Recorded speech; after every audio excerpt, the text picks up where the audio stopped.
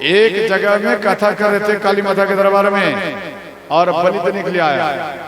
बलि देने के लिए आया तो यहाँ पर फुलाइश भी हो गया, फुलाइश जो होता ना वो सब हो गया।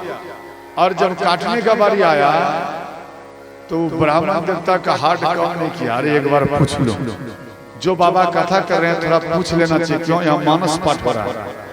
तो अंत में हमको कॉल किया, बाबा यहाँ पर बलि दिया जा रहा है, क्या बलि दिया जाए? हम बोले बाबा आप ब्राह्मण देवता हो? बोले हाँ। कैसे ब्राह्मण देवता हो आप? अपना जजमान को नहीं समझा सकते? यहाँ पर मानस हो रहा है, 3 जगह में आप बलि किस प्रकार से दे रहे हो? आप यहाँ पर किस आधार से दे रहे हो? तो वहां पर मना किया गया, फान को रख दिया। फिर मन में विचार आया कि अगर ये बलि देने के लिए आया है तो रोकना भी ठीक नहीं, अच्छा दूसरा तरीका ढूंढे। फिर हम बोले फान लगा के, बाबा क्या सच में बलि देना चाहते हैं? बोले हाँ बाबा सब तैयार में है। बोले अच्छा तो एक काम करिए, आप उन पाठा के कान को थोड़ा सा काट दीजिए, समझ गए? थोड़ा सा पाठा के कान को काट दीजिए और काली माता खुश हो जाएगी, और पाठा का जीवन भी नहीं जाएगा, वो भी खुशी से रहेंगे। आप ये काम करो। तो ब्राह्मण देवता जजमान को ये बात बताया। जजमान बोले नहीं हम ऐसा नहीं कर सकते। बोले क्यों? इसलिए कि इसके लिए मसाला और बढ़िया बढ़िया चावल पहले तैयार हो चुका है।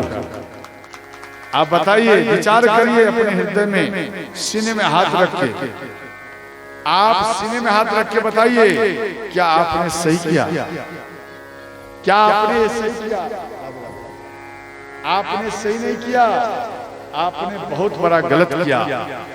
और खाने का मन आपका है, खाने का मन आपका है, और किसके ऊपर दोष लगाते हैं? यहाँ कहते हैं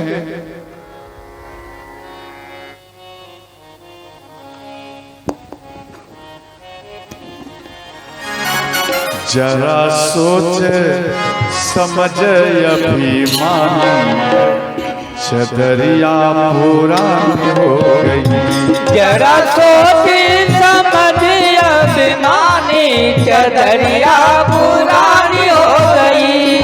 पुरानी हो गई, पुरानी हो गई, पुरानी हो गई, पुरानी हो गई। सोच समझ अभिमान,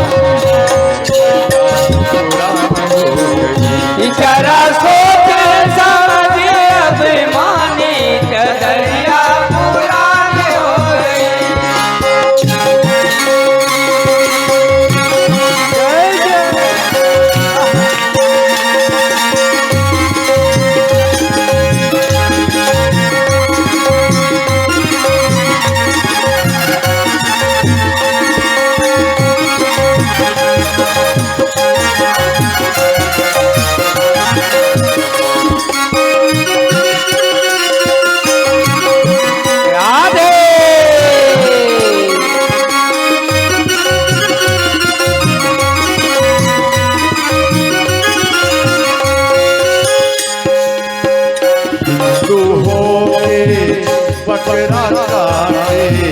हिंदू हो के बकरा काटे। कौन काट रहा है? हिंदू ही तो काटता ना। हिंदू को काटने के अलावा नहीं है, काटता वो है जो अशुभ होता है, समझ गए? जो अशुभ प्रवृत्ति का होता है, काटने का काम उसका है, आपका नहीं है। आप एक केवल भक्त वत्सल हैं, और यहाँ हिंदू होकर के आप बकरा काट रहे हैं। हिंदू होके बकरा काटे, हिंदू हो के बकरा काटे। आप ही काटे आप ही खाए, आप ही काटे आप ही खाए। क्या सही बात है? सही बात है गलत बात है? विचार करिए। आप ही काटे आप ही आप ही काटे आप ही खाए। और दोष लगाए महारानी चदरिया और दोष लगाए महारानी चदरिया पुरानी हो गई। अभिमानी चदरिया पुरानी हो गई। जरा सोच समझ अभिमानी चदरिया पुरानी हो गई।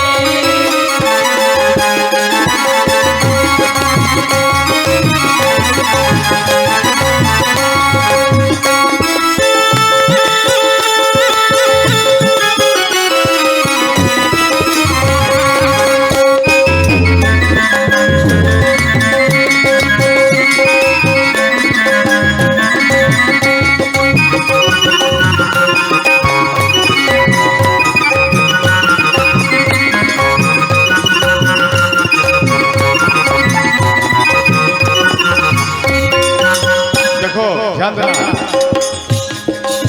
जब आप महारानी का दोष लगाकर पूरा परिवार में खाएंगे तो जो आपका बेटा होगा पोता होगा वो कैसे परिचय देंगे आपके साथ? जरा ध्यान से सुनो।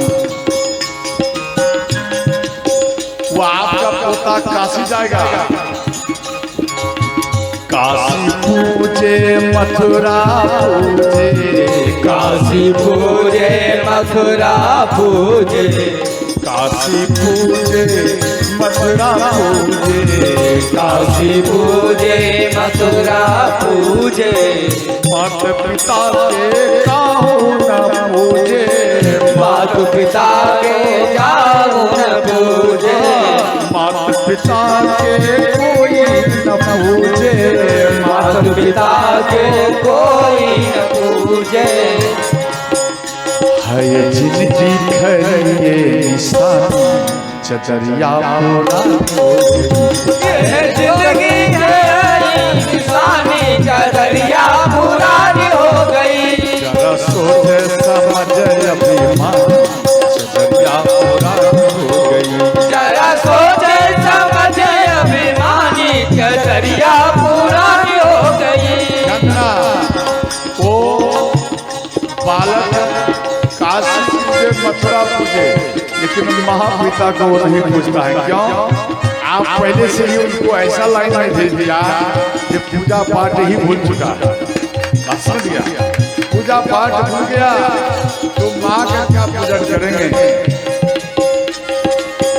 माता पिता के बात न पूछे, माता पिता के बात न पूछे, माता पिता के बात न माने, माता पिता के बात न माने।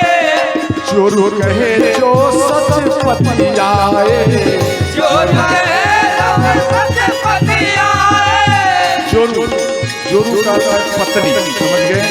वो जो कह देंगे वो आपका बेटा मान लेंगे। जो कहे जो सच पतियाए, जो कहे सच पतियाए। ये कलयुग की ये निशान चदरिया पुरानी हो गई। अभिमानी चदरिया पुरानी हो गई। जरा सोच समझ अभिमानी चदरिया पुरानी हो गई। जरा सोच समझ अभिमानी चदरिया पुरानी हो गई। जरा सोच समझ अभिमानी चदरिया पुरानी हो गई। बोलो सच्चे दरबार की जय। कौन कौन बलि देंगे? जरा हाथ उठा। बलि आप देंगे काली माता के दरबार में? देखो, इसमें ब्राह्मण देवता की गलती नहीं है। ब्राह्मण देवता का उन जगह गलती है जहां में वो समझाते नहीं। वो बैठकर मंदिर में अगर समझा दे कि देखो, बलि देने से आपके घर में परिवर्तन नहीं होगा, पूजा पाठ करने से, पढ़ाने से, वेद का पाठ कराने से इसके बाद आपके बच्चों में परिवर्तन होगा।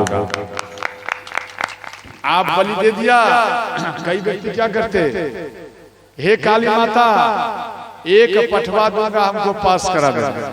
ये काम करो ना, पढ़ाई छोड़ दीजिए और घर में बैठ जाइए। जब परीक्षा की बारी आवे ना, एक पठा कबूल लेना और काट देना, खा लेना और परीक्षा देने के लिए चले जाना। पास हो जाओगे, पास होगे। आप जीवन में कभी नहीं पास हो सकेंगे। हनुमान जी को 1 किलो 1.25 किलो लड्डू गछ लेते हैं कि हम पास हो जाएंगे, आपको 1.25 किलो लड्डू चढ़ाएंगे या तो हम चढ़ा दिए। जब ऐसा होते तो किसी को विद्यालय जाने की क्या जरूरत है? घर में बैठे रहो, सोए रहो, 1.25 किलो लड्डू गछ लो और जाकर चढ़ा दो, परीक्षा देकर चले आओ, पास हो जाए। कोई जरूरी है पढ़ने का? लेकिन ध्यान देना, आप कितना भी लड्डू चढ़ाइए तो भगवान आपके ऊपर नहीं खुश होंगे। भगवान उसके ऊपर खुश होंगे, उसके ऊपर हेल्प करेंगे, उसके ऊपर कृपा बरसाएंगे जो दिन रात पढ़ाई करता है, मेहनत करता है, उसके ऊपर ज्यादा पसंद होता है। वही व्यक्ति पास होगा, वरना पास नहीं सब फेल होगा। समझ गए? बोलो सच्चे दरबार की जय हो। इसलिए इनको बकरा बनाया, ध्यान देना, इनको बकरा बनाए और अंत में जब बकरा बनाए ऐसे गालियां चलते रहे। इधर रोमपाद और सब महाराज दशरथ जी, गुरु वशिष्ठ, गुरु विश्वामित्र भोजन कर रहे थे।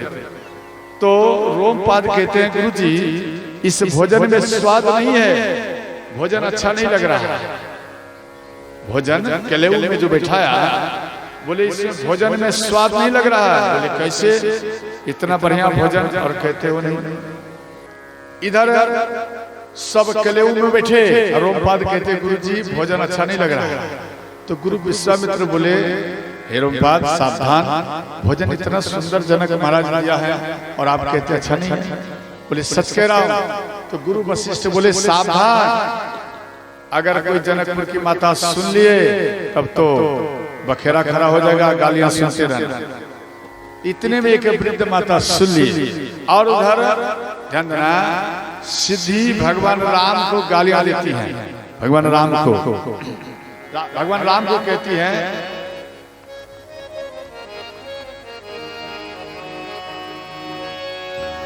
राम जी से पूछे हो, राम जी से पूछे जनकपुर के नारी, बता हो बता लोग बातें काहे गाली, लोग बातें काहे गाली, बता दे बाबुआ। राम जी से पूछे राम जी से पूछे जनकपुर के नारी, हो बता बाबुआ लोग बातें काहे गाली, बता लोग बातें काहे गाली, बता दे बाबुआ।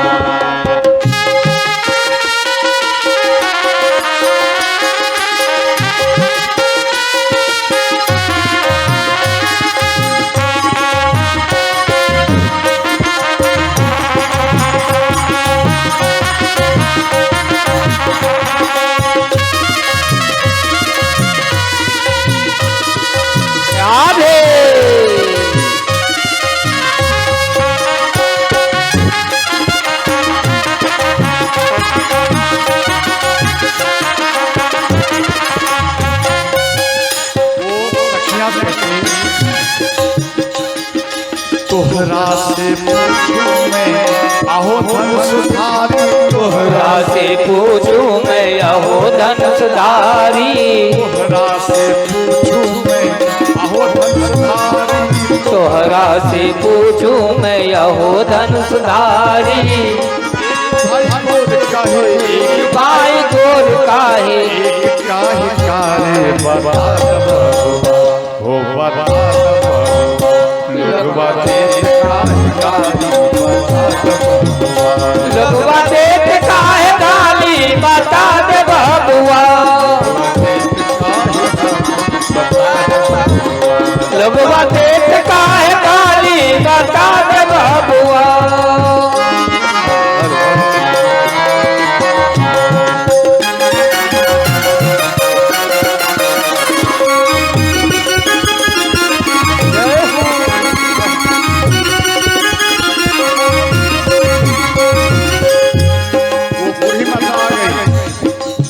माता सुनी थी, वो बूढ़ी माता अपने सखियों के टोली में, मतलब वृद्ध माता जो है, वृद्ध माता उनका अलग टोली है और बच्चियां सबकी टोली अलग है। तो वृद्ध माता कहती है, राजा दशरथ जिने कैलन होशियारी, राजा दशरथ जिने कैलन होशियारी, राजा दशरथ जिने कैलन होशियारी, राजा दशरथ जिने कैलन होशियारी। एगो मरद पर तीन गो नारी बता बबुआ, ओ बता द बबुआ, लोगवा देख काहे गाली बता द बबुआ।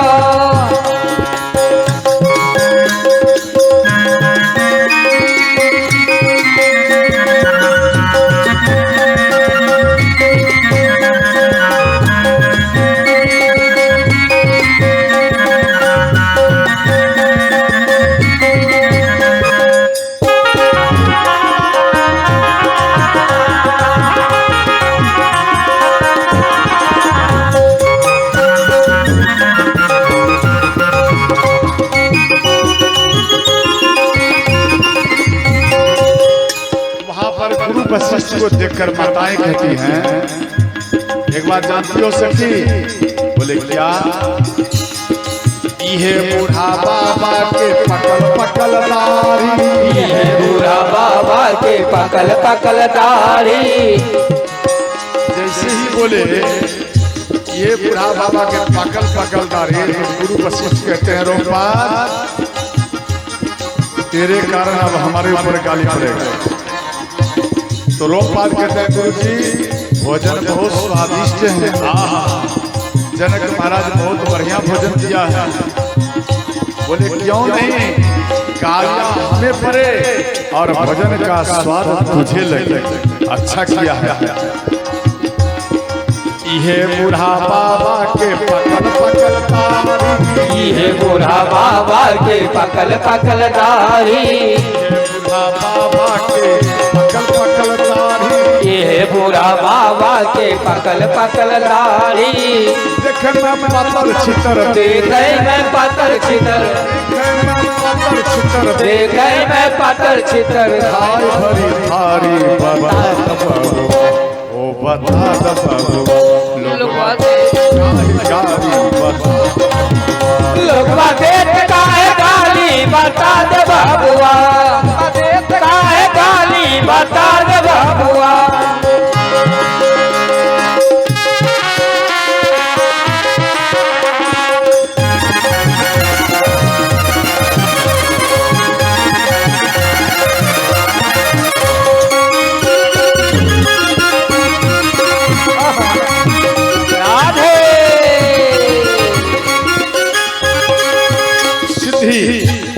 भगवान राम की सरो वो आई और वो कहती हैं, हे राम कहती न सिद्धि लता मन में विचारी, कहती न सिद्धि लता मन में विचारी, सिद्धि लता मन में विचारी, कहती न सिद्धि लता मन में विचारी। हम सब लागै छी तोहर, हम सब लागै छी तोहर, हम सब लागै छी तोहर सरोज सारी बता दे बबुआ, ओ बता दे बबुआ। लोगवा देख काहे गाली बता दे बबुआ, लोगवा देख काहे गाली बता दे बबुआ, लोगवा देख काहे गाली बता दे बबुआ, लोगवा देख काहे गाली बता दे बबुआ, लोगवा देख काहे गाली बता दे बबुआ। इस प्रकार से गालियां देते रहे और अंत में ध्यान देना, भगवान राम के पास में एक डोमिन आया। डोमिन कहती हैं कि हे राम आप जनकपुर को छोड़कर मत जाना। बोले क्यों? बोले इसलिए कि आप मेरे पास में रहेंगे, आपको देखकर हम ज्यादा प्रसन्न रहेंगे। डोमिन। और दूसरी बात, सीता जिन सीता से आपने विवाह किया वो सीता हमारी ननद है, हमारी ननद है, उस नाते से आप हमारे नंदोसी हैं, इसलिए आप रहिए। भगवान राम बोले नहीं हम नहीं रह सकते। बोले एक काम करिए, कम समय ही रहिए। बोले कितना दिन रहो बोलो। तो यहाँ वो डोमिन कहती हैं 2 4 6 महीना। तो कैसे बिठा रहे हैं? पहले बोले 2 महीना, उसके बाद बोले 4 महीना। कितना हो गया? कितना हुआ? 6 हुआ। अब फिर बोल दिया 6 महीना, तो कुल मिला के कितना हो गया? 1 साल। अर्थात पूरा जीवन भर आप जनकपुरी में रहिए। इस प्रकार से घुमा फिरा करके मांग रही है। 2 4 6 महीना बसो ससुरैया हे मोरे राम दुल्हा। 2 4 6 महीना बसो ससुरैया हे मोरे राम दुल्हा। राम राम रटवै दिन मारा राम राम रटवै चारो धाम हे मोरे राम दुल्हा। भगवान राम बोले नहीं इतना दिन नहीं रह सकते। बोले क्यों नहीं? बोले इसलिए कि फिर घर जाना पड़ेगा, यहाँ इतना दिन हम नहीं रह सकते, बहुत दिन रह गया। बोले आपके अंदर में गुमान आ गया है क्या? क्या आपके अंदर में गुमान आया है? आप धनुष तोड़ दिया इसीलिए? अरे आप धनुष को नहीं तोड़े, तो धनुष को तो माँ सीता यानी हमारी ननद जो है वो बाम हाथ से ही, ध्यान देना, बाम हाथ से धनुष को उठा लिए थे और उठा करके पहले ही धनुष को हल्का कर दिया। उसके बाद आप दोनों हाथ लगाए, पसीना से तल बितल हो गए। इसके बाद आप धनुष को तोड़े। यह आप नहीं तोड़े, ये तो हमारी ननद सीता ही पहले धनुष को हल्का कर दिया। देखो किसी ने कहा सीता और राम, पहले सीता उसके बाद राम नाम कैसे आया? पहले इसलिए आया कि माँ सीता धनुष को पहले उठाई, समझ गए? तो सीता शब्द आया, उसके बाद राम उठाए, इसलिए सर्वप्रथम में सीता और राम शब्द आता है, समझ गए? यहाँ कहते हैं कि हे राम कौना गुमाना भूल हो राघो जी, कौना गुमन में भूलैला। कौना गुमन में भूलैला हो रघो जी, कौना गुमन में भूलैला। कौना गुमाना भूलैला हो राघो जी, कौना गुमन में भूलैला। कौना गुमन में भूलैला हो रघो जी, कौना गुमन में भूलैला। समान है बरबर जतन कैलन दशरथ कौशल्या, बरबर जतन कैलन दशरथ कौशल्या, बरबर जतन कैलन दशरथ कौशल्या, बरबर जतन कैलन दशरथ कौशल्या। तब उनकर ललना कहैले हो राघो जी, कौने गुमाना भुलाइला। कौना गुमन में भूलैला हो रघो जी, कौना गुमन में भूलैला। हर महादेव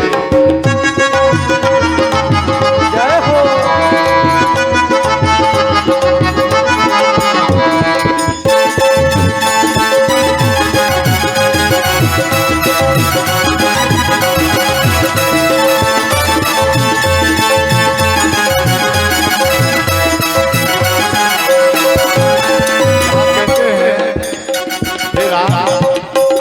कोई बुलाया है क्या? आपको कोई नहीं बुलाया है। बिना बुलौले मिथिला में यही है, बिना बुलौले मिथिला में यही है, बिना बुलौले मिथिला में यही है, बिना बुलौले मिथिला में यही है। सिया के सबके भेटे है हो राघो जी, बिना बुलौले गुमन में भूलैले हो रघो जी, कौने गुमन में भूलैले। इस प्रकार से भगवान राम को सखियां सब दाब रही है बात से। तो अंत में कलयुग का पूर्ण हुआ विधिवत और इधर चले गए भगवान राम जनवासा। तो महाराज दशरथ जी डेली उठते थे और डेली सुबह में उठकर सबसे पहले जनक महाराज के पास में जाते थे और जनक महाराज को हाथ जोड़कर महाराज दशरथ जी कहते थे कि हे महाराज, आप अपनी बेटी सीता को विदाई कर दीजिए। अब आप अपनी बेटी को आप विदाई कर दीजिए। देखो, बेटी आपके घर में जन्म ली, समझ गए?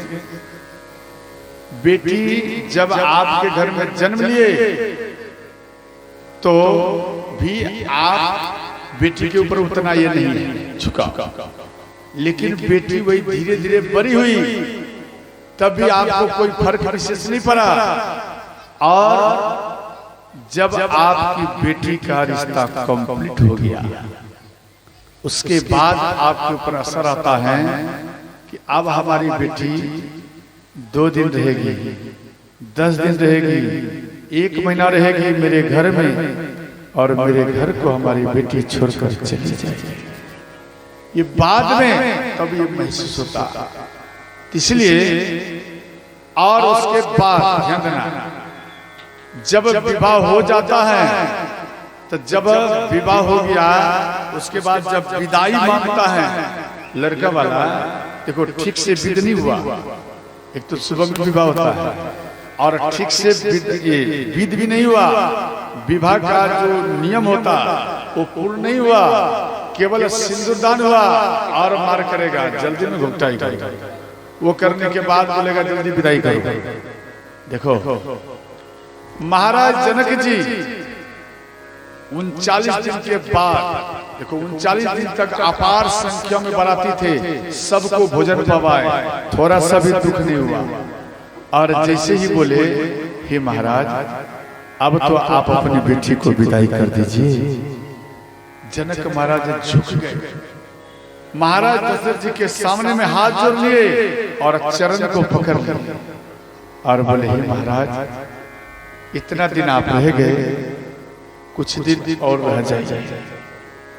इसके बाद महाराज दशरथ जी चले गए। फिर दूसरा दिन सुबह हुआ, गुरु वशिष्ठ, गुरु विश्वामित्र और महाराज दशरथ जी, रोमपाल और सतानंद ये सब आए। महाराज जी को समझाने लगे, जनक महाराज को, हे महाराज एक ना एक दिन तो बेटी को विदाई करना पड़ता है, इसलिए आप अपनी बेटी को विदाई कर दीजिए। तो महाराज जनक जी वो रोने लगे।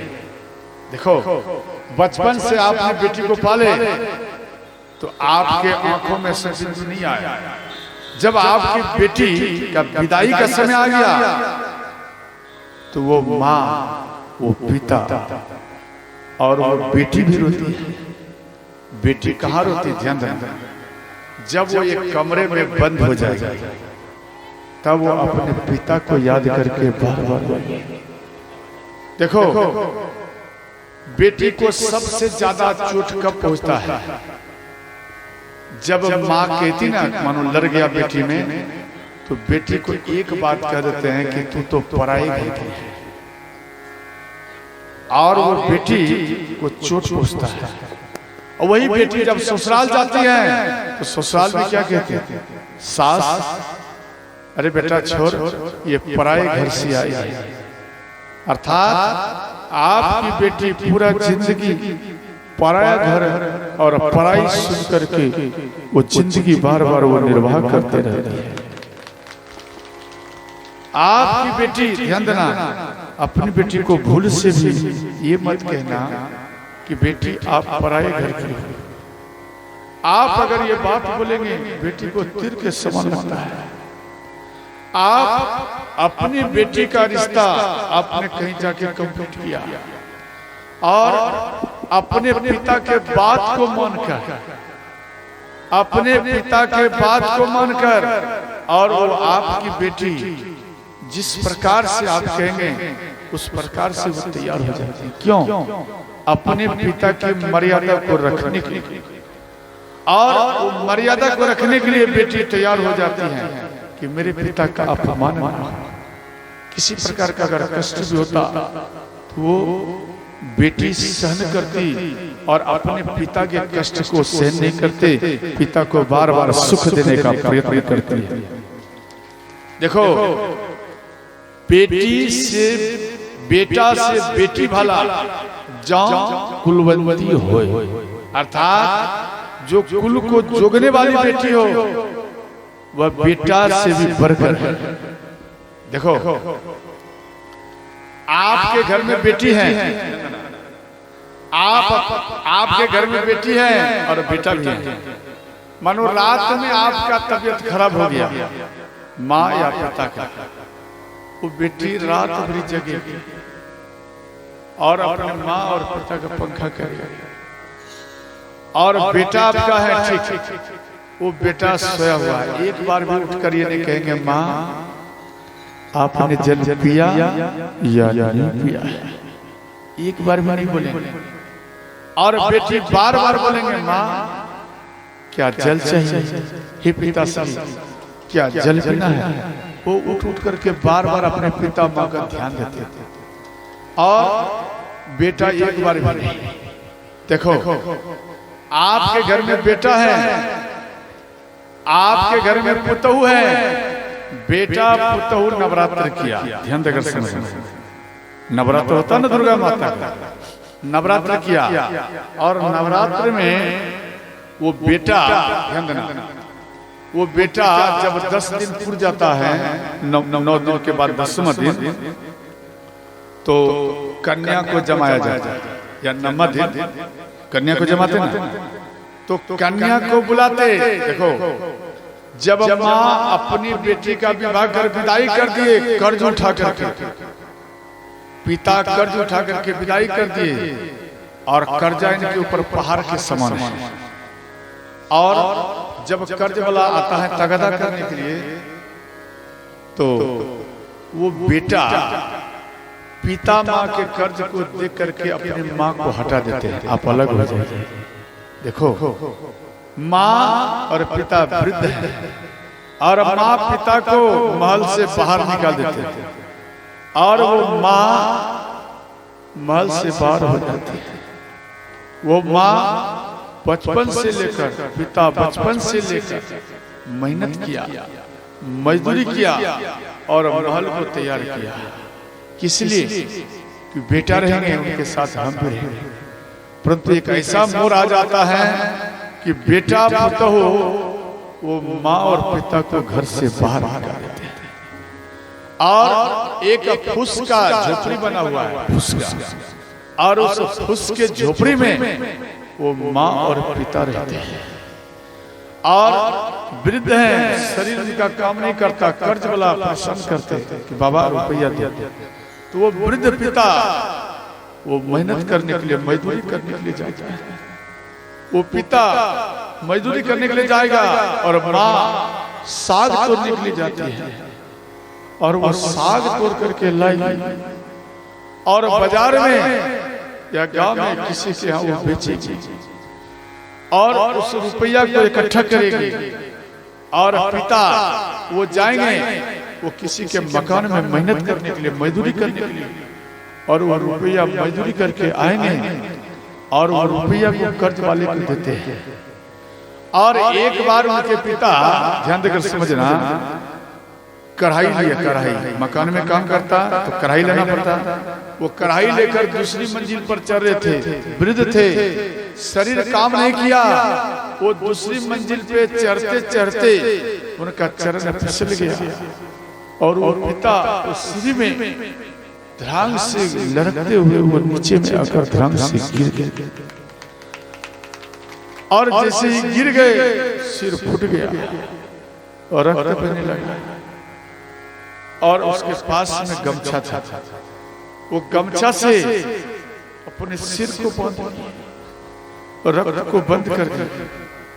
फिर भी वो पिता उठकर खड़े हुए, इसलिए खड़े हुए कि आज अगर मैं कमाऊंगा तो मैं कर्ज वाले को रुपया कहां से, वो कर्ज वाला आपको परेशान करेगा, उसको रुपया में कहां से। वो पिता उस समय में उठ करके खड़े होते हैं और फिर को सिर पर लेते हैं सिर पर से रक्त बह रहा है। वो रक्त बहते हुए शरीर में आता है और उस कढ़ाई को उन जगह पर पहुंचाते हैं। वो वृद्ध पिता का शरीर कम नहीं करता और वो जो ठेकेदार है वो कहता बाबा आप आराम करिए।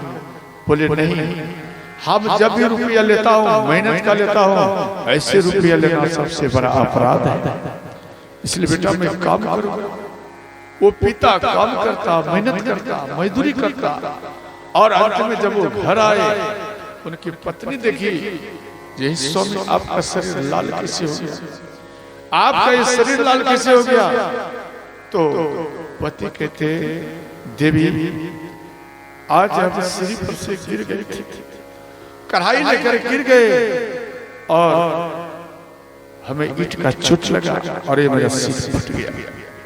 तो पत्नी रोने लगी और उनके घाव में यंदना गर्म पानी से इसको लगा रहे हैं।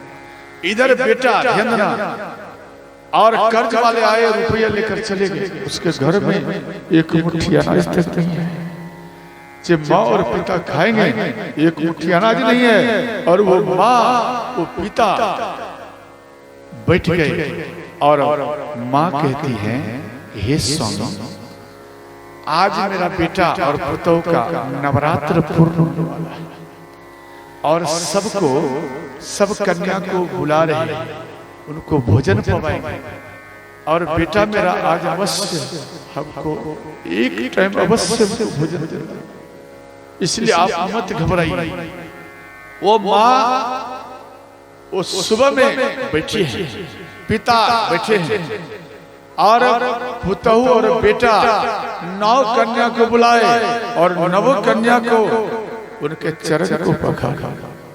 वो पुतहु चरण को पखारी और वो चरणामृत को पति पत्नी मिलकर पी गए और इसके बाद उनको बैठाए और उनको बैठाने के बाद उनके चरण में सिंगार किए, चरण को रंग में रंगाए और इसके बाद उनको भोजन पवाए और अंत में उनको वस्त्र दिए, रुपया दिए और पंखा किए और उनके चरण में दंडवत प्रणाम किए। 9 कन्या के चरण में पति पत्नी मिलकर ध्यान देना ये प्रणाम किए और जब ये 9 कन्या का विदाई हो गया तो माँ गेट में बाहर में फूस के घर में बैठी, माँ इंतजार कर रही है।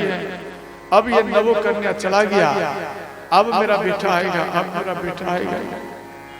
इस माँ को कहेगा बेटा ये माँ चलो भोजन खाने के लिए।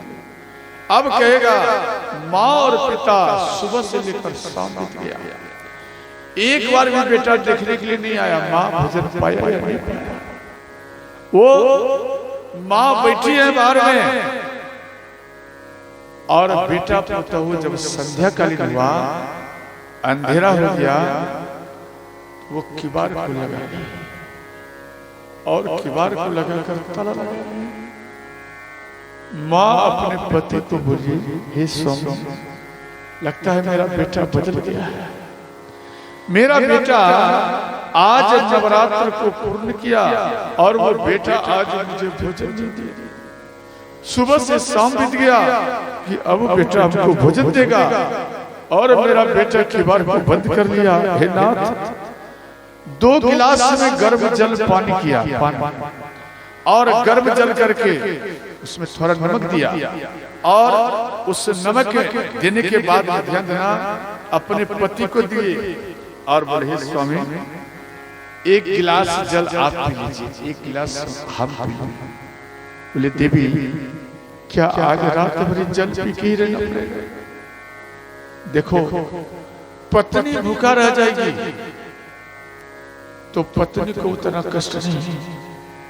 जब एक पति भूखा सो जाते हैं पत्नी को सीने में बहुत ज्यादा चोट पहुंचता है। वो पत्नी बार बार होती है कि हे विधाता हम कैसी पत्नी हो जे अपने पति को 1 मुट्ठी अनाज तक नहीं लाकर भोजन बनाकर दे पाई, हमारे ऊपर धिक्कार है, धिक्कार। इस प्रकार से माँ रोती है। ध्यान देना अच्छा एक बात बता, क्या उस बेटा पुतों का नवरात्र कभी पूर्ण होगा? जरा दिमाग लगा, ठंडे से दिमाग लगाइए।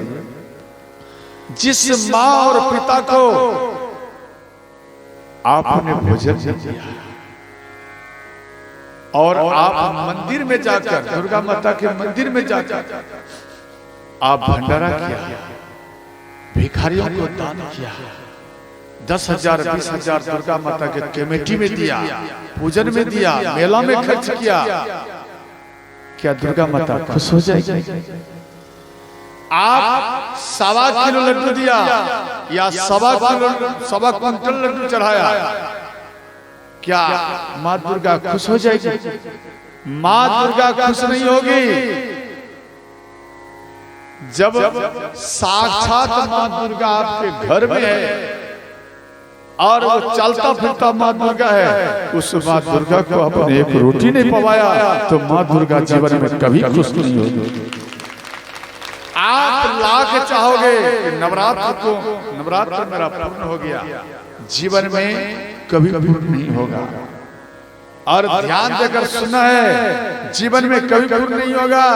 अरे दुर्गा माता का पूजन भी छोड़ दो, नवरात्र भी छोड़ दीजिए, आप दुर्गा माता का दर्शन भी मत करिए, आप मंदिर में भी मत जाइए, लड्डू भी मत चढ़ाइए, एक लोटा जल भोले बाबा को भी मत चढ़ाइए। आप उसी जल को माँ और पिता को पिला दीजिए, उसी जल से माँ पिता को नहवाइए।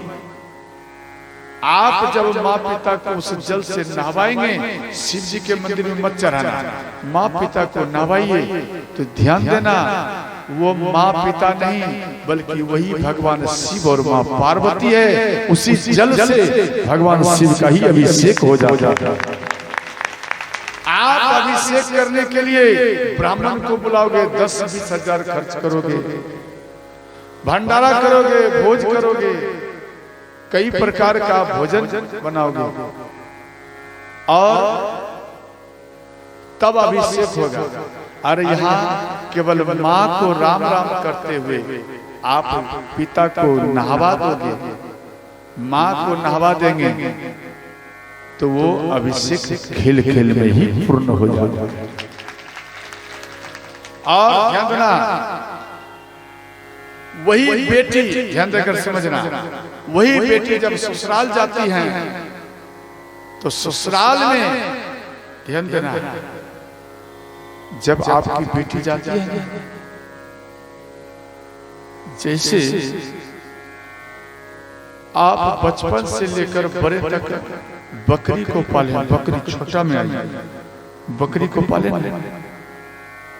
और बकरी को चंद पैसा के लिए आपने कसाई के हाथ बेच दिया। ध्यान देकर समझना। और वो कसाई अपना पट्टा लगाएगा, किसके ऊपर? बकरी के ऊपर, और उसको गले में लगाकर खींचते हुए जाएंगे और वो बकरी रोएगी। वो बकरी इसलिए रोती है, वो बकरी कहते माँ बचपन से लेकर आज तक हमको पाला, पाल पोसकर हमको इतना बड़ा किया। वो गैया, ध्यान देना, गैया भी जब गैया दूध देने से मानो अब उनका शरीर कम नहीं किया, तो वो गैया को आप एक कसाई के हाथ बेच दिया। तो वो गैया, ध्यान देना, जब आप कसाई के हाथ बेच दिया तो गैया के गले में पट्टा लगाकर वो कसाई घिसता है।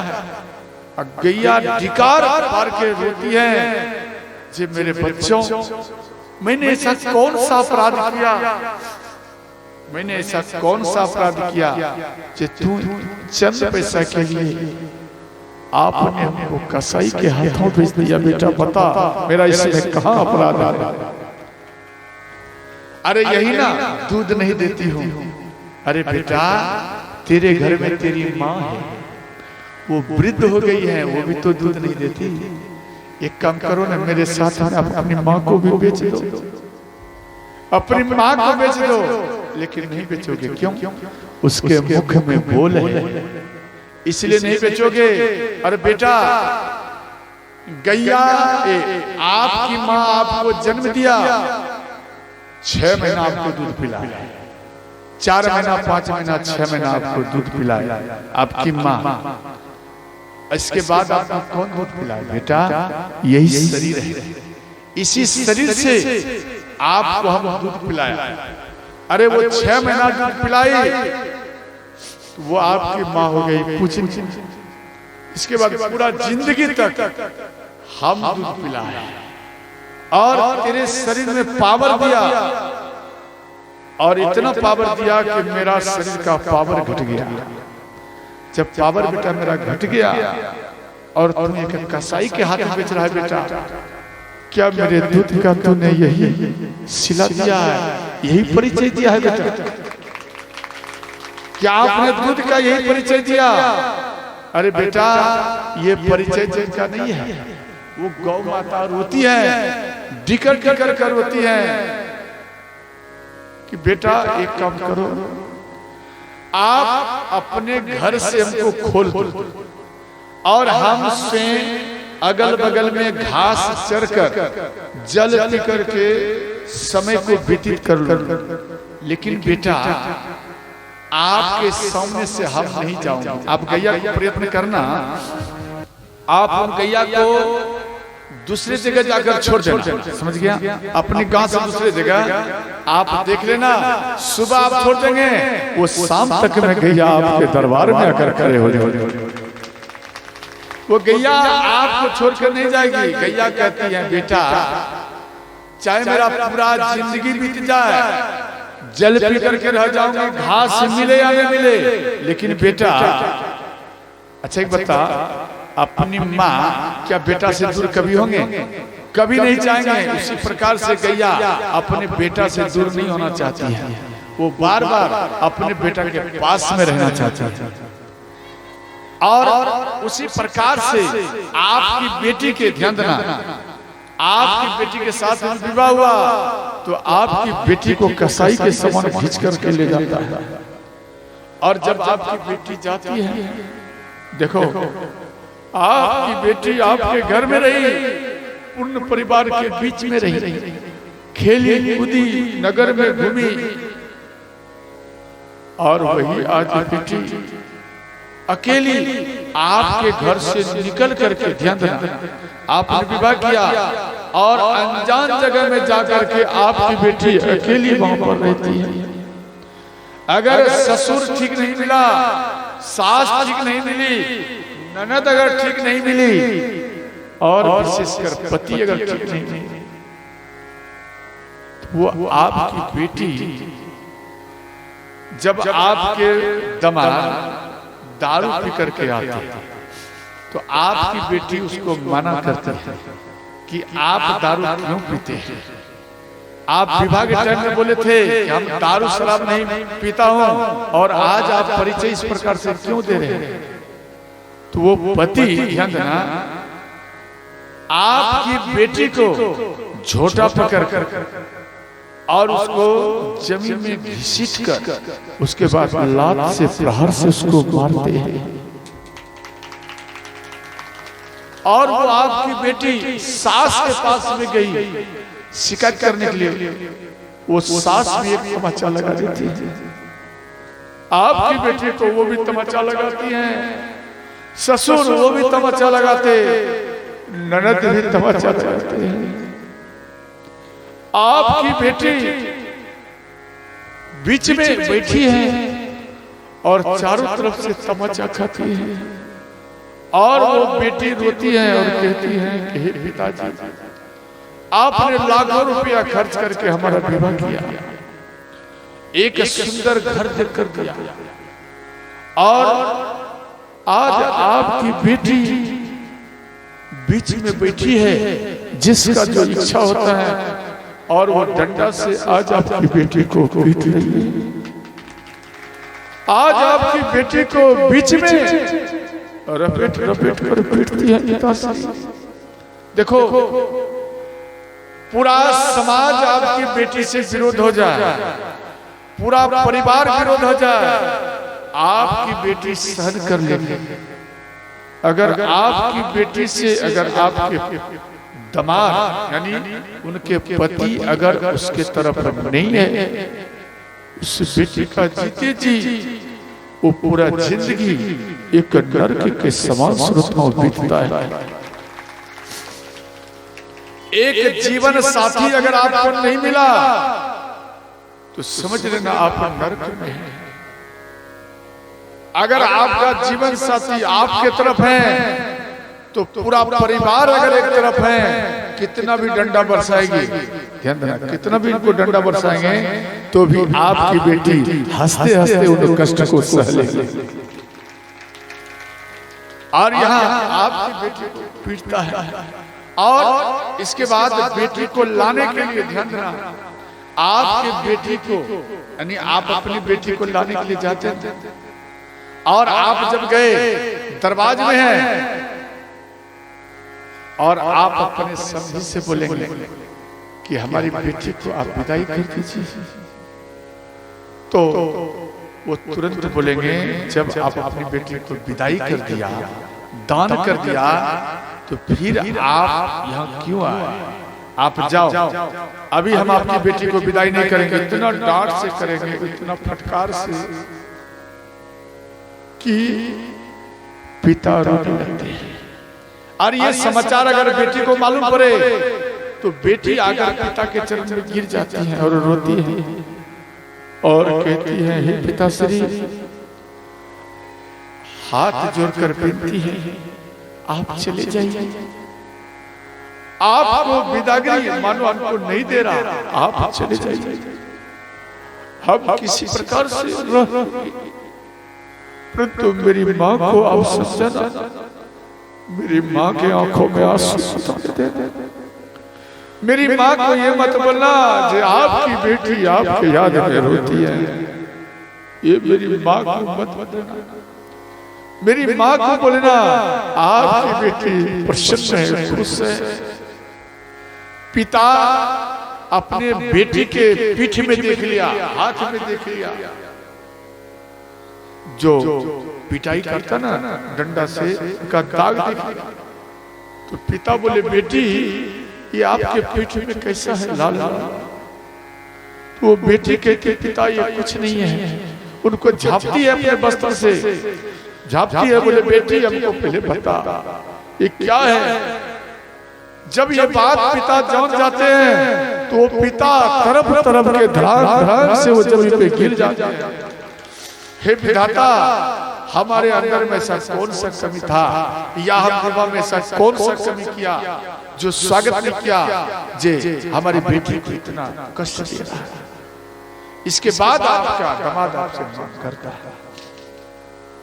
अगर आपके गांव का पिता मानो नहीं गया, आपके गांव का मानो एक डोम भी चला जाएगा, आपकी बेटी घर से निकलकर उनको पिता के समान उनके चरण में जाकर झुक जाती है। उनको ऐसा लगता है कि मेरा प्राण आ गया। अगर आप दिल्ली, पंजाब, बम्बई अगर कहीं अकेला गए होंगे, अगर कोई बिहार का व्यक्ति कोई मिल जाएगा, आपका जिला का भले ना हो परंतु बिहार का हो, अगर वो मिल जाएगा, आपको ऐसा मन में प्रसन्नता होगा कि भाई हमारे बिहार के भी कोई एक व्यक्ति मेरे पास में है। आप असर पूछ लोगे, नहीं मेरे साथ में कोई है, भले वो आपको सहयोग ना करे फिर भी आपके अंदर में हिम्मत रहेगा, नहीं है। लेकिन यहाँ आपकी बेटी केवल अकेली है और उसके पास में कोई सपोर्ट करने वाला एक भी व्यक्ति नहीं है। उन समय में आपकी बेटी बाथरूम में या सब कोई सो गया है, इसके बाद आपकी बेटी कोना में रहकर और वो रोती है। थोड़ा आज के समय में मोबाइल आ गया, फोन करते हैं, पिता उठाया और पिता को कहते माँ, माँ कहाँ है? माँ बात करती, माँ मेरे पिता को भोजन दिया है या नहीं? मेरे पिता को आपने भोजन दिया है या नहीं? मेरे पिता को दवाई अवश्य टाइम पर खिला देना, दूर में रहकर बेटी आपको बार बार याद करती है और बगल में आपका बेटा है, एक बार भी नहीं पूछते माँ तूने भोजन पाया या नहीं पाया। विचार करो, इस प्रकार से ध्यान देना, जनक महाराज अपनी बेटी को ज्ञान देने के लिए आया कि बेटी माँ सुने ना, और ये पूरे नगर में बात फैल गया, अपार संख्या का भीड़ हो गया।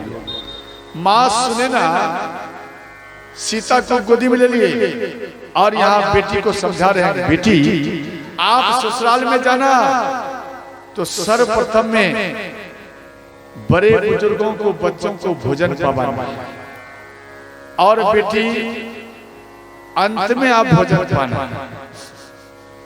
सबके बाद में सोना, सब सो जाए फिर आप सोना, और सबको जगने से पहले बेटी आप जग जाना। और अगर भोजन मानो आप पवाए, भोजन नहीं बचा, बेटी अगर भोजन नहीं बचा तो आप मुंह किसी के पास मत खोलना जे आज हम भूखी हुई। एक गिलास गरम जल लेना बेटी, उसमें थोड़ा सा नमक डाल देना, उसके बाद राम राम करते हुए पी जाना और रात भर रह जाना, लेकिन किसी को बोलना मत बेटी। और जनक महाराज के पास में ध्यान देना, भगवान राम आए, माँ सुनना के पास में राम आए और हाथ जोड़ लिए, बोले माँ अब हमें आदेश दो माँ, अब मैं जा रहा हूँ अयोध्या। माँ सुनना बोली कि बेटा आप हमें ये बताइए, लोग तो कहता है आप भगवान हैं, संसार कह रहा है आप भगवान हैं, परंतु हे राम आप मेरे दामाद हो मेरे लिए, लेकिन आपसे आज कुछ मैं मांग। बोले क्या? बोलो माँ। बोले बेटा आप मेरी बेटी सीता, मानो किसी प्रकार का अगर गलतियां कर दे तो मेरी बेटी सीता को आप बार बार क्षमा करते रहना। राम के चरण को पकड़ लो, और किसी प्रकार का गलती करे तो आप क्षमा करना, यही मेरा मांग है राम। भगवान राम बोले हे माता, हम अपने प्राण से भी ज्यादा शिक्षा इसको देंगे और प्राण से भी ज्यादा इसका मैं मान दूंगा, सम्मान। इसलिए माँ आप घबराइए मत। राम चले गए, इधर सीता को गोदी में लिए, माँ सुनैना रोती है और कहती है बेटी तू मेरे घर की लक्ष्मी है, तू मेरे आंगन की तुलसी है।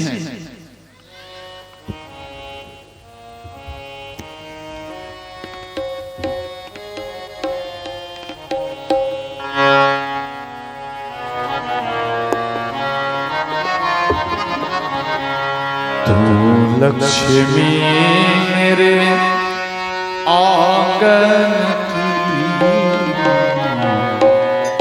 तू लक्ष्मी मेरे आंगन, तू लक्ष्मी आंगन की, तू लक्ष्मी मेरे आंगन की। जा बेटी घर साजन की, जा बेटी घर साजन की, तुलसी मेरे आंगन की, तुलसी मेरे आंगन की, तुलसी मेरे आंगन की, तुलसी मेरे आंगन की।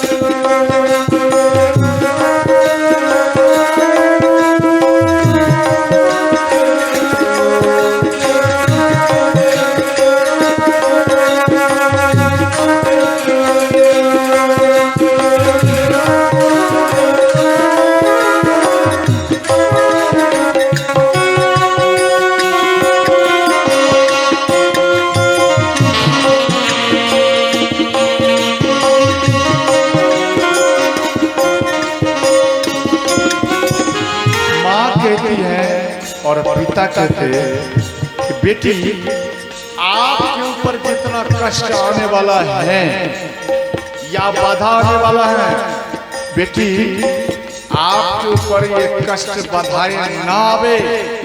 वो जितना कष्ट होने वाला है बेटी वो मेरे ऊपर आ जाए। माँ कहती है, पिता कहते हैं वो कष्ट मेरे ऊपर आ जाए और मेरा आशीर्वाद है बेटी आप निर्मल होकर के अपने ससुराल में रहो। साथ रहे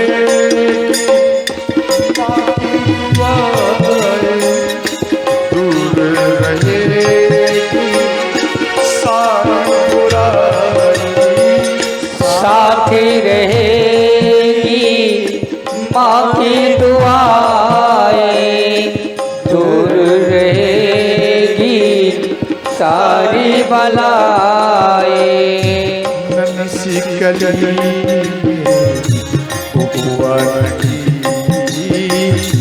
नन्ही सी कली मेरे भगवान की,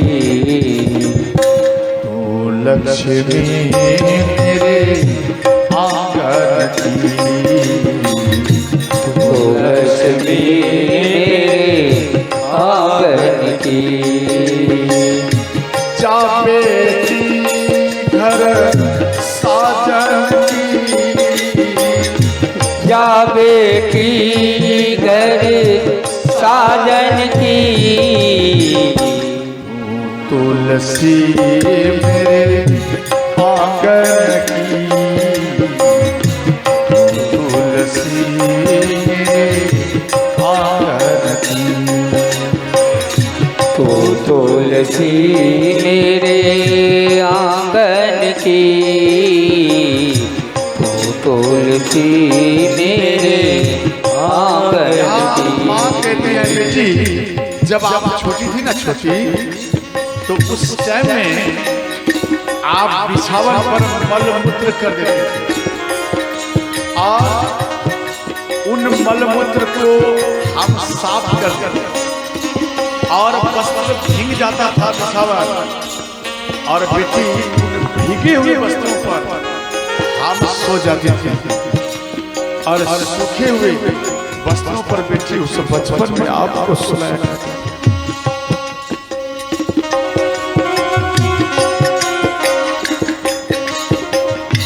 नींद की जैसी दौलत खोई जब तुम सोई तब मैं सोई। नींद की जैसी दौलत खोई जब तू सोई तब मैं सोई। ये तो कहानी तेरे बचपन की, ये तो कहानी तेरी बचपन की। लक्ष्मी मेरे आंगन की, तो लक्ष्मी मेरे आंगन की। यहाँ माँ कहती है कि बेटी पहले आपको एक माँ थी और एक पिता था, अब आपका विवाह हो गया, अब आपको एक माँ नहीं है बेटी, आपको दो माँ है और दो पिता है और दो कुल है और दोनों कुल का लाज बचाना है बेटी। बाबुल का बस ये है कहना, लोग लाज जत है कहना। बाबुल का बस ये है कहना, लोक राजी जत है कहना। लाज बचाना बेटी अस्वर की, लाज बचाना बेटी असुवन की। तू लक्ष्मी मेरे आंचल की, तो लक्ष्मी मेरे आंचल की। बेटी जब तक तेरे मांग में सिंदूर नहीं पड़ा था तब तक तू बेटी हमारी थी। देखो आप अपने कलेजे के टुकड़े को बेटी को कैसे त्याग कर, जब तक आपकी बेटी के मांग में सिंदूर नहीं पड़ा था तब तक बेटी आपकी है, और जैसे ही मांग में सिंदूर दे दिया वो आपकी बेटी नहीं हुई, वो आपकी बेटी हो गई पराई। और इस बात को सुनकर बेटी माँ इस संसार का ऐसा नियम कौन बनाया, बचपन से लेकर आज तक तेरे आंचल में मैं खेली हूँ और एक सिंदूर दिया और इसके बाद आपसे रिश्ता टूट गया, अब मैं पति का हो गया। वो बेटी इस बात को सुनकर बार बार रोती है, वो बेटी आपकी बार बार रोती है और कहती है सब कुछ है अब साजन तेरा, कुछ पर मेरा। सब कुछ है अब साजन तेरा, कुछ भी नहीं हक तुझ पर मेरा। पूरा भाई अपने मोहन की, तू राधा अपने मोहन की। तू लक्ष्मी मेरे आंचल की, तू लक्ष्मी मेरे आंगन की। यहाँ कहते हैं बेटी बाबुल की आवाज धीरे है, द्वार तेरी डोली खड़ी है। बाबुल की आवाज रुकी है, द्वारे पर अब डोली खड़ी है। हालत बुरी है तेरे सखिया की, हालत बुरी है तेरी सखिया की। तू लक्ष्मी मेरे आंचल की, तू लक्ष्मी मेरे आंचल की। बेटी आप ससुराल जाओ, लेकिन ध्यान रखना बेटी ससुराल में कई प्रकार का समस्या आएगा, कष्ट आएगा, लेकिन बेटी उन समय में कितना भी पार जैसा कष्ट आ जाए बेटी आप अपना प्राण को मत त्यागना। बेटी जब ससुराल जाती है, ससुराल में ससुराल वाले जब इनके ऊपर ज्यादा आघात करते हैं, एक बेटा हो गया, एक बेटी आ गई है या केवल बेटी ही बेटी है तो भी उसको पीटता है। अच्छा बताओ इसमें आपकी बेटी का क्या दोष है? आपका बेटी का कोई दोष नहीं, और यहाँ आपकी बेटी को दोष लगाता है और आपकी बेटी को बार बार ऊपर से स्वागत किया जाता है, और पति भी आपकी बेटी को मारता है और आपकी बेटी वो सहन करके ध्यान देना। अरे बेटी आया मानो ठीक है, ये बेटी को जन्म दिया या कोई संतान मानो आपकी बेटी से प्रकट नहीं हुआ तो आपके बेटी के ऊपर आक्रमण करता है और पीटता है, घिसी कर पीटता, ऐसा पीटता है कि किसी प्रकार से ये मेरे घर से छोड़कर भाग जाए और मैं दूसरा विवाह कर लूं। ऐसा घर वाले का विशेष सोच रहता है। ध्यान देना आपके अंदर में ये सोच है और आप अपनी पुतों को भगाना चाह रहे हैं, ठीक है। अगर आपके बेटा में ही अगर कोई गड़बड़ी है तो आपके बेटा को छोड़ करके आपके पुतों को भाग जाना चाहिए। नहीं, अगर वो भागने का प्रयत्न करेंगे तो तो आप कहेंगे ये धर्म का विरुद्ध है। जब आपका बेटा आपकी पुतोह को घसीट कर मारता है, भगाता है, तो उस टाइम में आपका धर्म कहाँ चला जाता था? आपका उस टाइम में धर्म कहाँ चला गया? इसलिए दोनों के लिए एक सामान्य धर्म है। ये आप नारी धर्म और पुरुष धर्म में आप कथा विस्तार पूर्वक सुनेंगे। यहाँ माँ सुनना कहती है, बेटी आप चाहिए कितना भी समस्या आवे, कष्ट आवे, लेकिन बेटी आप अपना शरीर को अकाल मृत्यु में मत लाना, अर्थात आत्महत्या मत करना बेटी। अगर आप आत्महत्या कर लोगे बेटी, हम घर में यहाँ सुन करके तेरा पिता और मैं दोनों तरफ कर मर जाऊंगी। इस प्रकार माँ सीता को समझा रही है। माँ सुनना, राह वफा में बेटी संभलना, अब उस घर से मर कर निकलना। राह वफा में बेटी संभलना, अब उस घर से मर कर निकलना। अर्थी सजेगी तेरी आचरण की, आरती सजेगी तेरी अचरज की। तू लक्ष्मी मेरे आंचल की, तू लक्ष्मी मेरे आंचल की।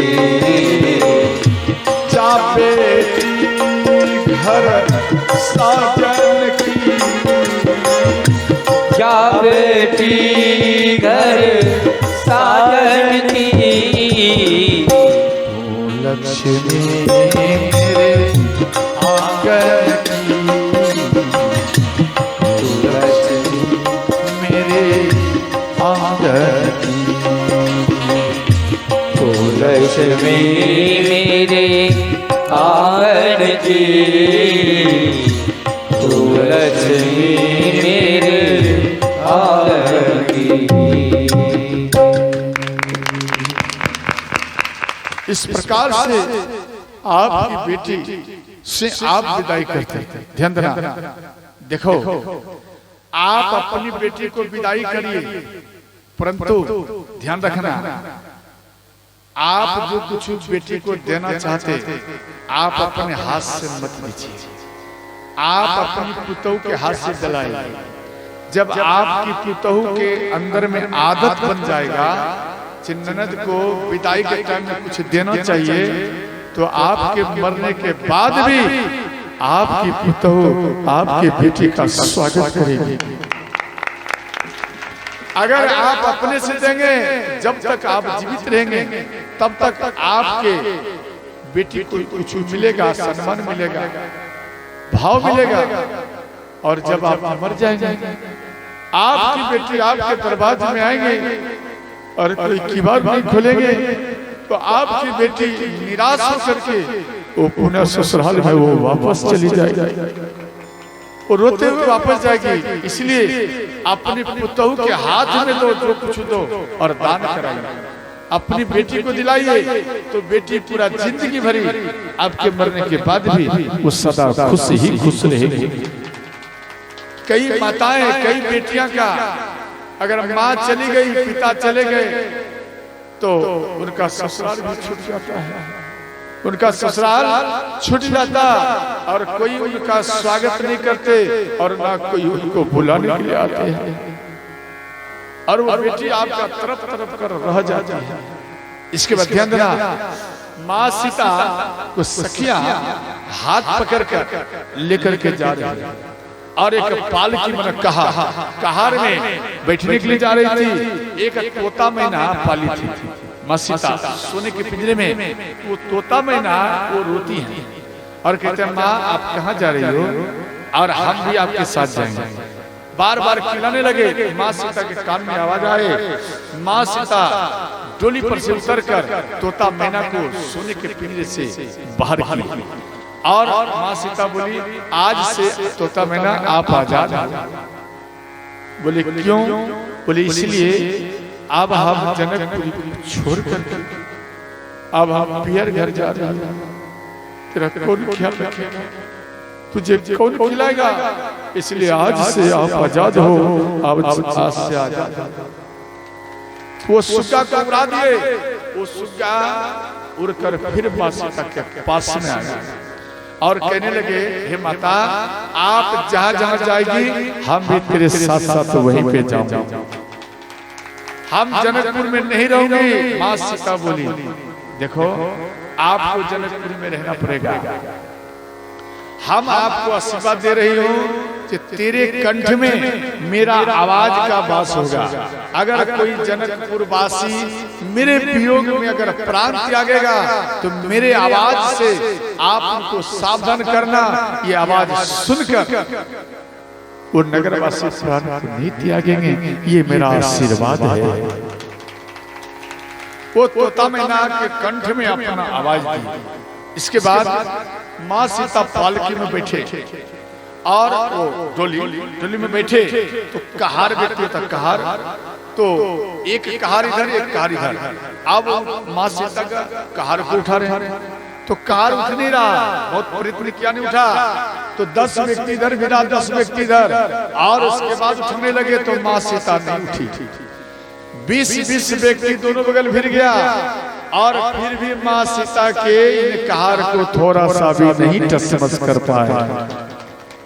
ये बात भगवान राम को मालूम पड़े तो भगवान राम अपने मन से माँ सीता से बात कर रहे हैं और कहते हैं कि देवी आपका कहार क्यों नहीं उठ रहा है, क्या बात है? तो माँ सीता हाथ जोड़ ली, बोले भगवान आज ये सीता आपसे कुछ मांग रही है। बोले क्या है? बोले भगवान इन नगरवासी इन जनकपुरी में हम खेली कूदी हूँ, ये जितना है सब मेरे माँ के समान है, सब मेरे पिता के समान है, सब मेरे भाई के समान है, सब मेरी बहन के समान है।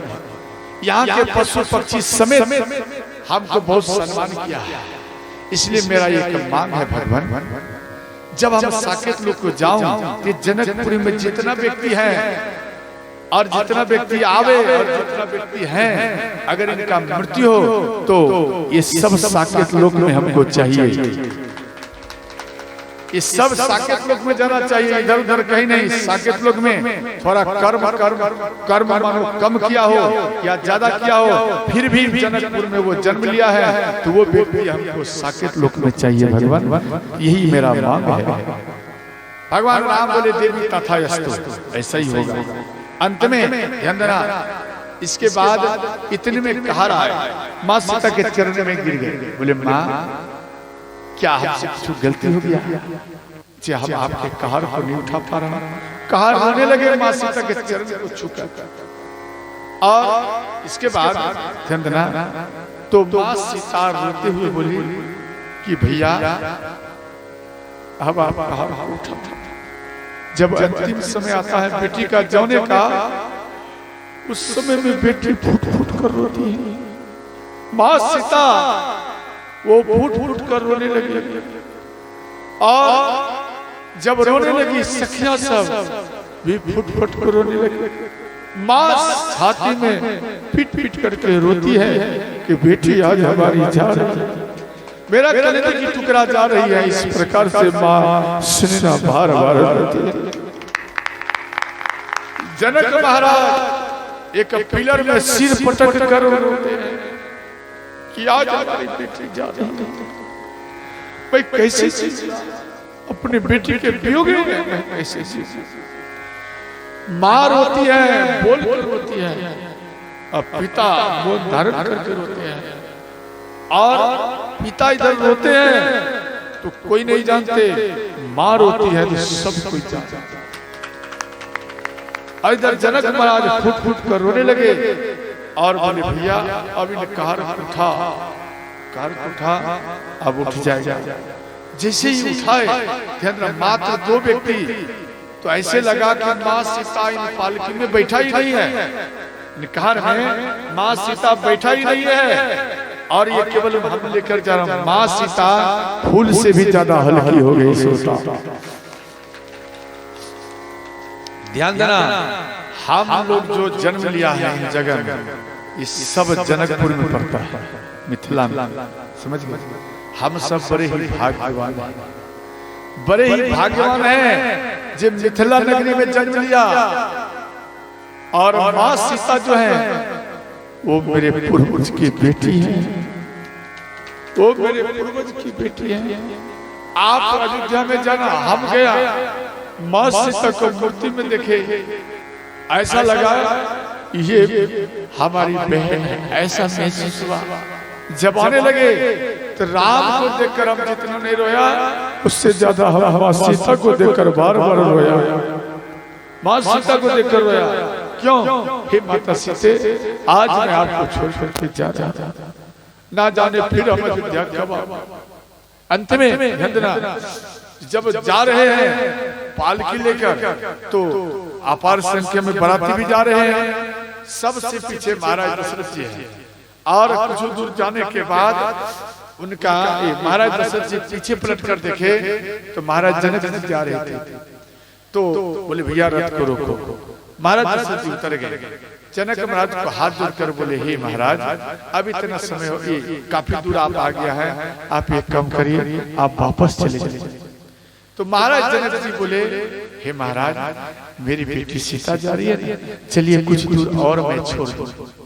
अंत में कुछ दूर छोड़ने के ख्याल से, ध्यान देना कि कुछ दूर चलिए और मैं छोड़ दूं, तो महाराज जनक जी फिर पीछे पीछे में जा रहे हैं। महाराज दशरथ जी रथ पर चढ़ करके जा रहे थे, और अंत में एक शिला का ठोकर लगा चरण में, महाराज दशरथ जी धड़ाम से जमीन में गिर गए, और एक पत्थर का सिर में चोट लगा और ये सिर फूट गया। जब ये सिर फूट गया तो पूरा रक्त बहकर इनके वस्त्र में आ गया, पूरा शरीर लाल हो गया, और इनको कुछ भी सो नहीं है कि मेरा सिर फूट चुका है। और सीता सीता कहते हुए जा रहे हैं, और कुछ दूर जाने के बाद में महाराज दशरथ जी पीछे मुड़कर देखे तो ये तो पूरा शरीर लाल हो गया। बोले भैया जरा रथ को रोक दिया जाए। तो महाराज दशरथ जी के बात को सुनकर सब कोई रथ को रोक दिए। महाराज दशरथ जी उतरे और पालकी को भी रखा गया। माँ सीता मन में सोची, ये तो अभी हम अयोध्या नहीं आया, यहाँ पे पालकी किस लिए रखा। अब वहां पर पर्दे को हटाकर माँ सीता झांकी तो देख रहे हैं मेरे पिता का सिर फूटा हुआ है और पूरा शरीर रक्त से लाल हो गया है। चारों बहन पिता पिता कहते हुए दौड़ते हुए गए और जनक महाराज के शरीर में लिपट गए। जनक महाराज रोने लगे और माँ सीता बोली कि पिताश्री आपका सिर फूट चुका, शरीर लाल हो गया, पूरा धूलि में लिपट गया है। तो महाराज जनक जी हाथ जोड़ लिए बोले बेटी क्षमा करना, तेरा वियोग मुझे सहा नहीं गया और तेरे वियोग के कारण सहा नहीं गया, हमको जनकपुर अच्छा नहीं लगा, इसलिए बेटी क्षमा करना, तेरे पीछे पीछे यहाँ तक आ गया। इसके बाद एक गौ माता भी जा रही थी, स्वयं पृथ्वी माता ही गैया के रूप धारण कर, ध्यान देना, और अपनी बेटी सीता को छोड़ने के लिए तो माँ सीता देख लिए तो माँ सीता मन में सोची अरे ये तो वही गौ माता है, बचपन में हमको बार बार आकर के दूध पिलाया करती थी। और माँ सीता दौड़ कर गैया के गले में लिपट गई। गौ माता डिकार करके रोती है और माँ सीता के मुख को चाटने लगी और संबोधन करने लगी। ध्यान देना, आपके घर में जो गैया है, ध्यान देना, वो कौन है? वो स्वयं मां पृथ्वी है। स्वयं मां पृथ्वी आपके शरीर को पुष्ट करने के लिए वो गौ का रूप धारण करके आपके दरवाजे में आकर वो खड़ी हो गई। और इस गैया को ध्यान देना, इस गैया को जो बेच देता है, याद रखना, गैया को बेरहमी से पहले पीटा जाता है, उसके बाद उसके गर्दन को काटा जाता है। वो गैया रोती है, तरफ तरफ कर रोती है। ध्यान देना, जो कसाई के हाथ में गौ माता को बेच दिया है, उसके घर में वेद पुराण कहता है 7 जन्म तक अकाल मृत्यु का ही सामना करना पड़ता है। और कितना भी पूजा करा वो रुकने वाला नहीं है। किसी का पोता मर गया जवान में, किसी का बेटा जवान में मर गया, किसी का पति जवान में मर गया, ये अकाल मृत्यु होते रहता है। इसलिए गैया को बेचना सबसे बड़ा अपराध है। अगर गैया मानो शरीर को छोड़ दिया कोई बात नहीं, आप अपना जमीन में उनको गाड़ दीजिए और इतना गाड़िए जो नीचे चला जाए, उसके बाद उसी जगह पर आम का एक पौधा लगा दीजिए। वो आम का पौधा भी बहुत स्वादिष्ट होगा और बहुत ज्यादा फलेगा फूलेगा और आपके घर में सदा गौ माता आम के रूप में आपको बार बार आशीर्वाद देते रहे। इसके बाद सीता इधर जनक महाराज वापस आए और सीता अयोध्या में प्रवेश किए। जितना लांगड़े व्यक्ति थे सब कोई उनके चरण में चलने का पावर आ गया। जितने अंधे थे सबका नेत्र में पावर आ गया देखने का। इस प्रकार से माँ सीता जैसे इस चरण को रखी, परिवर्तन ही परिवर्तन हो गया। अच्छा एक बार बताइए, माँ सीता, अच्छा ये आपकी जो पुतहू आती है आप क्या कहते हैं जब घर प्रवेश करते हैं? तो एक कलश सजाती है, बोलो हाँ या नहीं? दिमाग लगाना, आप एक कलश को सजाए और सामने में रख दी गेट में, बोलो हाँ या नहीं माता? बोल क्या बाबा सही है गलत? कलश को रख दिया जाता है और आप क्या आदेश देती हैं अंदर से कि पुतहू आप अपने चरण के ठोकर से यानी चरण से इन कलश को पलट दो और मेरे घर में आप प्रवेश कर जाओ। इसी तरह न करती हैं। कौन कौन किया है जरा हाथ उठा के बताओ। आप सब इसी तरह भी किया, याद रखना। कलश में लात मारना अच्छा है क्या? दिमाग लगा, छोटा सा दिमाग लगा। कलश में लात मारना क्या अच्छा बात है? कलश एक शुभ का प्रतीक है, समझ गए? और आपके पुत्र वधू और आपका बेटा आया है तो चरण जो रखेंगे शुभ का प्रतीक है, समझ गए? आप अपना बेटा पुतहू से लात मत मारने के लिए कहिए। आप अपना बेटा को ध्यान देना, अगर आपकी पुतहू कलश में लात मार करके आएंगे तो ये एक दिन याद रखना, जब आप वृद्ध हो जाएंगे तो आपको भी लात मार मार के वो स्वागत करेंगे। दिमाग में रखना, ये मत कहना कि हमको लात मार रहा है। क्यों? लात मारने का तरीका आप बताया।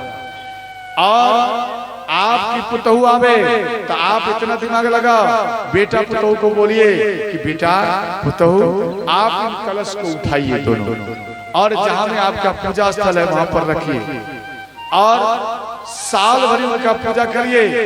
और साल में जैसे साल शादी का सालगिरह मनाते ना, तो शादी का सालगिरह में केक काटा जाता है, वगैरह वगैरह सब काटा जाता है। ये सबसे विपरीत ये बात है, बिल्कुल विपरीत बात है। कभी भी भूल से ऐसा नहीं करना चाहिए। दीपक को बुझा दिया जाता है, ये भी अपराध है। दीपक को नहीं बुझाना चाहिए, आप उल्टा सोच रखते हैं। दीपक को बुझाने का अर्थ है, ध्यान देना, 2 दीपक आपके घर में आया और उसको बुझा दिया जाए, कैसा लगेगा? वो 2 दीपक कौन है? आपकी बेटी है, एक पुतहू है और आपका बेटा है।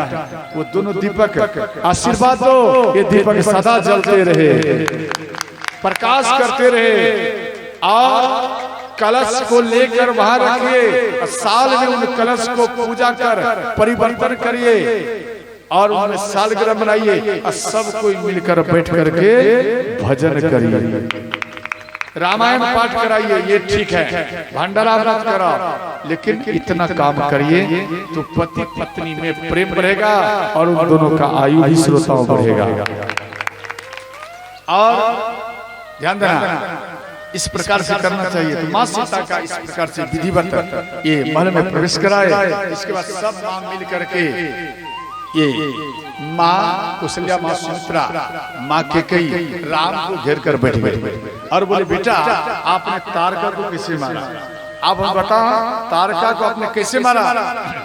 बोले माँ हम तारका को नहीं मारे। बोले तो कौन मारा? बोले माँ तारका को मारने के लिए हम धनुष पर बाण चढ़ाए, और जैसे ही तारका को खाने के लिए दौड़ी, हम माँ माँ पिता पिता करके चिल्लाए। आप दोनों का नाम मात्र से वो धनुष से बाण ना जाने कैसे छूट गया और तारका के सीने में लगा, वो मर गए।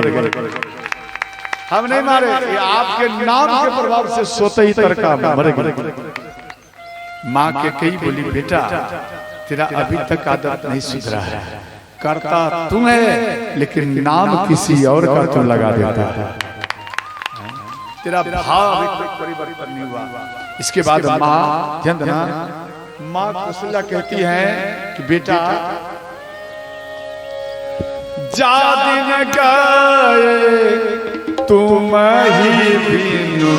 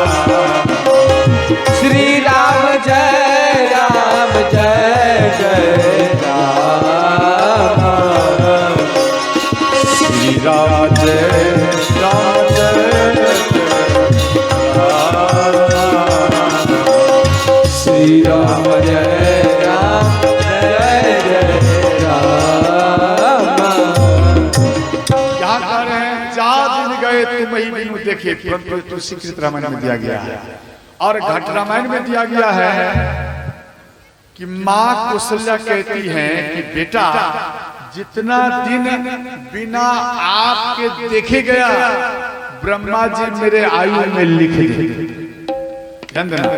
जितना दिन बिना देखे गया मेरे आयु में लिखना, और जितना दिन तक हम राम को देखा, राम का भजन किया, ये मेरे आयु में मत लिखना। ध्यान देना, ये पंडाल एक कवच है, ध्यान से समझ। और इस पंडाल के अंदर में जितना व्यक्ति बैठा रहता है, देखो आप इन पंडाल के अंदर में जितना बैठा है ये कवच है। हम कितना भी कहते ना कि आप पंडाल के अंदर में आइए, आप हमारा बात को नहीं समझेंगे। कई पुराण में बात चर्चा है, ये कवच का रूप है। और इस कवच के अंदर में जितना व्यक्ति बैठ जाता है, 4 घंटा जैसे बैठे, 9 दिन कथा होता, 4 घंटा, 9 चौके 36 घंटा, और आपका आयु है 80 वर्ष। ब्रह्मा जी लिख दिया आप पृथ्वी पर 80 वर्ष रहेंगे या 60 वर्ष रहेंगे, ठीक है। आपका आयु लिखे 60 वर्ष, तो क्या 60 वर्ष 1 घंटा भी आप जियोगे? दिमाग लगाइए, 60 वर्ष 1 घंटा भी ज्यादा आप जी पाएंगे इस पृथ्वी पर? अरे बोलना माता, हाँ या नहीं? जी पाओगे? बोलिए बाबा, जी पाएंगे? नहीं जी पाएंगे, लेकिन हम कह रहे हैं आप जी पाओगे। लेकिन कैसे जियोगे? आप इन पंडाल के बीच में रहोगे, ये कवच है 36 घंटा। ध्यान देना, ये भगवान शिव, भगवान राम, इन सभी भक्तों को ध्यान देना, ये उम्र में नहीं लिखता है 36 घंटा, ये गिफ्ट में भक्त को दिया जाता है। अर्थात 60 वर्ष और 36 घंटा आप जिएंगे। इसका प्रमाण है, जिसे कहते ना साधु अभी भी 250-300 वर्ष का अभी जीवित है। कैसे जीवित है? कैसे जीवित है? क्या हमारे और आपके तरह कथा सुनना है तो बाहर में बैठना है, जैसे बैठे होंगे बाबू सर?